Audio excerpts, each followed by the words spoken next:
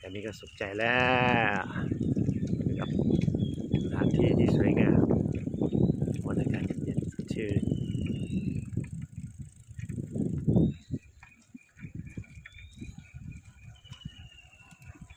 ต้นไม้ในพื้นที่อ่างเก็บน้ำบางพระหรือสำนักงานชลประทานที่9ฟินมากๆอากาศสดชื่นดีมากๆแล้วปั่นออกจากสำนักงานชลประทานที่9ก็ไปเติมความสดชื่นที่ร้านกาแฟข้างหน้า